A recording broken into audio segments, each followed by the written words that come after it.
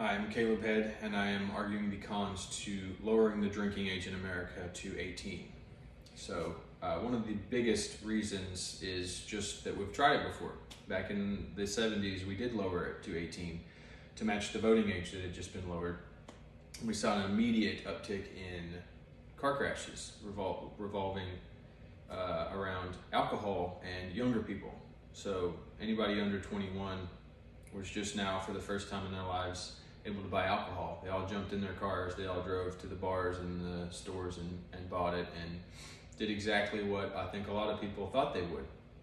They made bad choices because that is the major side effect of alcohol. It impairs your judgment.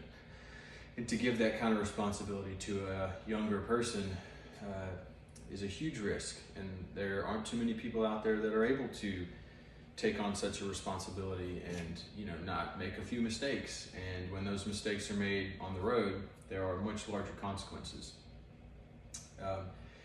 In America, with the drinking age of 21, we are still third in the world for fatal car accidents involving alcohol.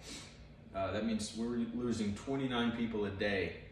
That's a person every 15 minutes to car accidents and drunk drivers. It doesn't always mean the drunk drivers are the ones that are dying. A lot of the times it's actually the opposite. The drunk drivers are the ones that cause the accidents, hitting innocent people and killing them, which is a tragedy.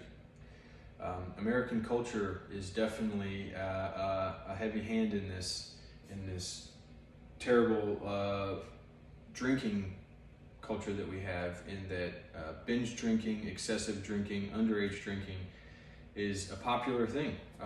Everybody can't wait to get out of high school where they're already drinking and get into college where they're living on their own for the first time and calling their own shots and drinking in excess. It's all about the college experience, and that doesn't exist without alcohol, unfortunately.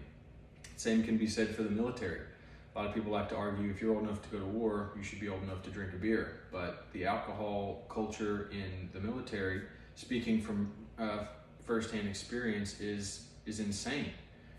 Being a Marine, going in at 18 years old, every weekend, every time we got out of the field, it was drinking excessively the whole weekend, as much as we could. And me and a lot of other Marines that I served with paid some heavy tolls. You're too young, you're making bad decisions, and then you put a bunch of alcohol in on top of it, and you get trouble. You get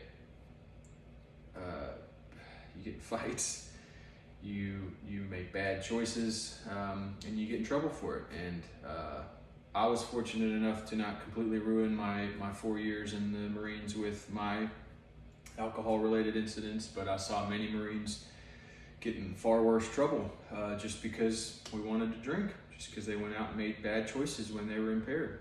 And imagining if the drinking age was at 18 blows my mind. It would just be a free-for-all.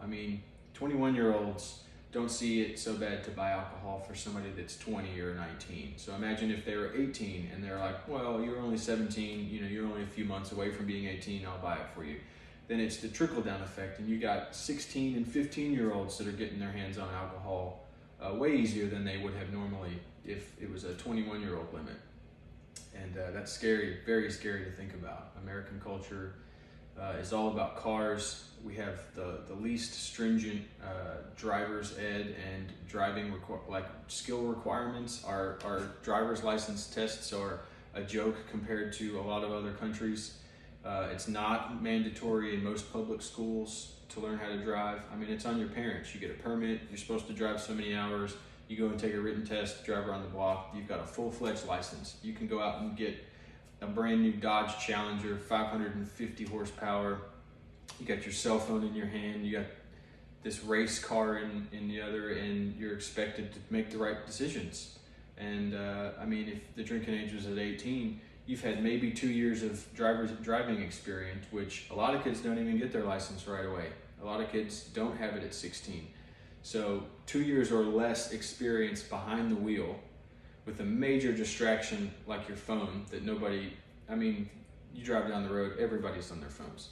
So you've got a very inexperienced driver with major distractions, and then you want to put alcohol in on top of that. I mean, we saw it once before. That was without cell phones back in the 70s when they bumped the age down. To do it again, we would only see even worse things happening. There's tenfold amount of cars on the road. They're faster. They're more affordable. There's more distractions, and lowering the drinking age to 18 I would put a large sum of money on the data showing that there would be an infinite amount of car accidents due to alcohol. It would just be outlandish, to say the least. But looking at other countries with lower drinking ages, why aren't they having the trouble that I'm claiming we would? Well, I think that's easy to point out the deterrences they have into place. Yes, it's a lower drinking age, but the consequences for drinking and driving are far greater, far greater.